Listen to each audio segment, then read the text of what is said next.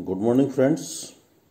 आज हम चर्चा कर रहे हैं बीए भाग द्वितीय सेकंड ईयर के फर्स्ट पेपर सामाजिक अनुसंधान की पद्धतियों की। और सामाजिक अनुसंधान की पद्धति में हमने एक बहुत ही महत्वपूर्ण परीक्षा उपयोगी टॉपिक का चयन किया है। टॉपिक है अनुसूची। अनुसूची के परिप्रेक्ष्य में मेरी आपसे ये तीसरी मुलाकात है और मैंने मेरे पिछली वीडियोस में आपसे अनुसूची का अर्थ, परिभाषा, विभिन्न विद्वानों के इस पे विचार, इसकी विशेषता, उद्देश्य, और अब हम कर रहे हैं प्रकार। और प्रकारों के परिप्रेक्ष्य में मैंने आपको अवलोकन अनुसूची बताई पहली, और इसके बाद की जो अन्य अनुसूचियों के प्रकार हैं वो मैं आपको आज क्रमवार बताऊंगा। पहली अनुसूची हमने पढ़ी थी अवलोकन अनुसूची, ऑब्जर्वेशन शेड्यूल। अब बात करते हैं दूसरी, मूल्यांकन अनुसूची, रेटिंग शेड्यूल। इस प्रकार की अनुसूची का प्रयोग किसी विषय के बारे में लोगों की अभिरुचि, रुचि, अभिवृत्ति, राय, विश्वास तथा अनुमति आदि के सांख्यिकीय मापन हेतु किया जाता है। सामाजिक समस्याओं एवं घटनाओं के मूल्यांकन, गुण निर्धारण तथा तुलनात्मक क्षमता जांच के लिए भी इस प्रकार की अनुसूचियों का प्रयोग किया जाता है। समाजमिति अध्ययनों, समाजशास्त्र एवं मनोविज्ञान में भी इनका काफ़ी प्रयोग हुआ है। इसमें सूचनादाता की पसंद, नापसंद तथा पक्ष विपक्ष के विचारों को जाना जाता है। अब तीसरी प्रकार की अनुसूची है, उसका नाम है प्रलेख अनुसूची, डॉक्यूमेंट शेड्यूल। पीवी यंग प्रलेख अनुसूची पे अपने विचार व्यक्त करते हुए कहती है कि इन अनुसूचियों का उपयोग ऐसी सामग्री का आलेखन करने के लिए किया जाता है जिन्हें विभिन्न प्रकार के प्रलेखों, व्यक्तिगत जीवन, इतिहासों तथा अन्य सामग्री से प्राप्त किया जाता है। इस प्रकार की अनुसूचियों का उल्लेख लिखित प्रलेखों जैसे आत्मकथा, डायरियों, सरकारी तथा गैर सरकारी दस्तावेजों आदि से प्रश्नों का उत्तर प्राप्त करने के लिए किया जाता है। इस प्रकार की अनुसूचियों का प्रयोग किसी विषय की प्रारंभिक जानकारी प्राप्त करने के लिए किया जाता है जिनके बारे में लिखित प्रलेखों से सूचनाएं मिलने की संभावना हो। नेक्स्ट है संस्था सर्वेक्षण अनुसूची, इंस्टीट्यूशन सर्वे शेड्यूल। पीवी यंग के अनुसार किसी संस्था के समक्ष उत्पन्न होने वाली अथवा उसमें विद्यमान समस्याओं का निराकरण करने के लिए इस प्रकार की अनुसूची का प्रयोग किया जाता है। इसके द्वारा किसी संस्था के किसी विशेष पक्ष, उसकी आंतरिक एवं बाह्य समस्याओं तथा कार्यकलापों का अध्ययन किया जाता है। जनगणना के लिए इसी प्रकार की अनुसूचियों का प्रयोग किया जाता है। इस प्रकार की अनुसूचियों से पंचायतों, सहकारी समितियों, शिक्षण संस्थाओं, जेलों आदि की कार्यप्रणाली का अध्ययन सरलता से किया जा सकता है। नेक्स्ट है साक्षात्कार अनुसूची। ये बहुत महत्वपूर्ण है मित्रों। ये परीक्षा में शॉर्ट नोट टाइप जो क्वेश्चंस आते हैं उनमें पूछी जाती है। Interview schedule, what is interview schedule? साक्षात्कार अनुसूची से आप क्या जानते हैं? इस तरह के प्रश्न पूछे जाते हैं। इसको आप थोड़ा गहनता से समझें। इस प्रकार की अनुसूचियों में सूचनाएं प्रत्यक्ष साक्षात्कार के द्वारा एकत्रित की जाती है। इसमें निश्चित प्रश्न अथवा खाली सारणी दी हुई होती है, जिन्हें साक्षात्कारकर्ता सूचनादाता से पूछकर भरता है। इसके द्वारा साक्षात्कार को व्यवस्थित एवं क्रमबद्ध किया जाता है। इनसे प्राप्त सूचनाओं का वर्गीकरण एवं सारणीयन बहुत आसान होता है।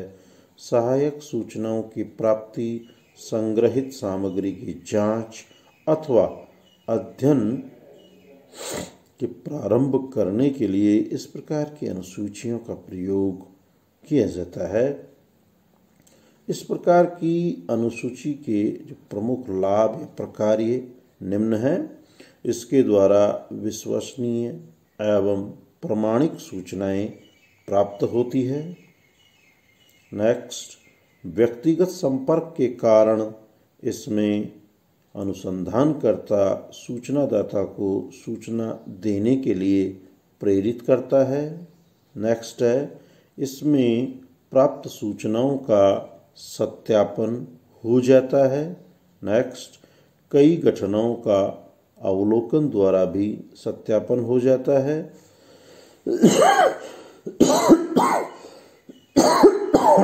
सॉरी, इसके द्वारा अशिक्षित उत्तरदाताओं से भी सूचनाएं प्राप्त की जा सकती है। और अंतिम इसका प्रकार्य है कि इसके द्वारा अध्ययनकर्ता की स्मरण शक्ति पर आवश्यकता से अधिक भरोसा करने की जरूरत नहीं पड़ती। जहां मैंने आपको साक्षात्कार अनुसूची के ये प्रकार्य बताए हैं, वहीं इसके कुछ दोष हैं, कमियां हैं, इसके कुछ लिमिटेशंस हैं। उनकी अब हम क्रमवार चर्चा करेंगे।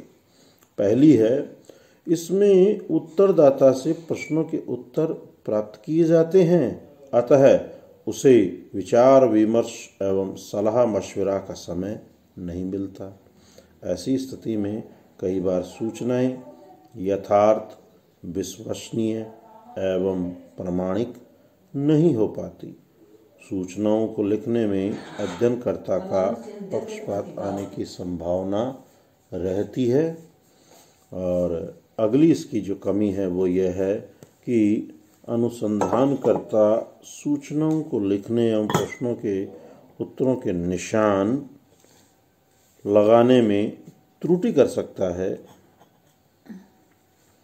नेक्स्ट है, इसके द्वारा सीमित क्षेत्र का ही अध्ययन हो सकता है। अगली इसकी जो कमी है वो यह है कि समय, श्रम, धन की दृष्टि से यह खर्चीली विधि है। और अंतिम अगर इसकी मैं आपसे इसकी सीमा की चर्चा करूं तो ये सभी सूचनादाताओं से संपर्क नहीं हो पाता और सर्वगुण संपन्न अनुसूची का निर्माण करना संभव नहीं है। ये इसकी कुछ प्रमुख कमियां हैं। ये प्रश्न अमूमन परीक्षा में आपको परिचय में देखने को मिलेगा, तो इसको आप अच्छे से तैयार कर लें। अब कल मैं आपसे चर्चा करूंगा कि अनुसूची के निर्माण की प्रक्रिया क्या है। Procedure of the preparing A schedule की अनुसूची को कैसे निर्मित किया जाता है। इसमें हम इसके तीनों पक्षों की बात करेंगे, बाह्य पक्ष की, इसके अंदर प्रश्नों की प्रकृति की, और इसमें अनुसंधानकर्ता को किन किन सावधानियों की बात बरतनी चाहिए, उनकी मैं आपसे कल विस्तार से चर्चा करूंगा। हर वीडियो में व्याख्यान के उपरांत मेरा आपसे यही सुझाव होता है, यही मैं आपसे बार बार बात करता हूँ कि आप इस विकट समय में, इस कोरोना समय में, इस महामारी के समय में आप स्वयं को स्वस्थ, प्रसन्नचित्त, आनंदित और कर्तव्य पे अग्रसित रखें, क्योंकि ये तो समय का चक्र है। वापस स्थितियां सामान्य होगी, वापस विद्यालय, समाज में आवागमन भी चालू हो जाएगा, वैक्सीन भी आ गई है। लेकिन जो हमें हमारे पक्ष में जो काम करना है वो ये है कि हमें स्वयं को अध्ययन अध्यापन में व्यस्त रखते हुए प्रसन्नचित रखना है। इस हेतु आपको महाविद्यालय द्वारा PDF नोट्स, ई कंटेंट्स, यूट्यूब पे वीडियोस एवं अन्य जितने भी सोशल मीडिया के तंत्र हो सकते हैं उनके द्वारा आपको अध्ययन अध्यापन, समाज की जितनी भी गतिविधियां हैं उनसे आपको, अध्यापन की जितनी भी गतिविधियां हैं उनसे आपको अवगत करवाया जा रहा है, आपको विषय सामग्री उपलब्ध करवाई जा रही है। इसे आप नियमित रूप से अवलोकन करें, अपने नोट्स बनाएं और जब भी स्थितियां माकूल होगी, जैसे अब BA पार्ट 3 के विद्यार्थियों को क्रमवार बुलाने की सरकार ने अनुमति दे दी, तो नेक्स्ट हो सकता है जब स्थितियां और ज़्यादा अच्छी हो आपको भी महाविद्यालय में उपस्थिति के अवसर मिले। पर उससे पहले हम हमारी तैयारी तो करें। आपको जो भी नोट्स मिल रहे हैं, ये कंटेंट्स मिल रहे हैं, इन्हें आप ज़्यादा से ज़्यादा अवलोकन करें, नोट्स बनाएं, इन्हें लाइक करें, सब्सक्राइब करें, अपनी समस्याओं से हमें अवगत भी कराते रहें कि अमुक बात मेरे समझ में नहीं आ रही है, अमुक शब्द समझ में नहीं आ रहा है, आप इसे प्लीज़ इस रूप में प्रस्तुत करें, हमें प्लीज़ आपके सुझाव भी दें। ऐसा आप कर सकते हैं। आप स्वस्थ रहें, प्रसन्नचित रहें, अध्ययन अध्यापन में अपने आप को व्यस्त रखें और एक खुशहाल भविष्य के निर्माण की आपकी संभावनाओं के लिए मेरी आपको बहुत बहुत शुभकामनाएं और आपका दिन मंगलमय हो। इसी आकांक्षा के साथ आप सभी को सुप्रभात।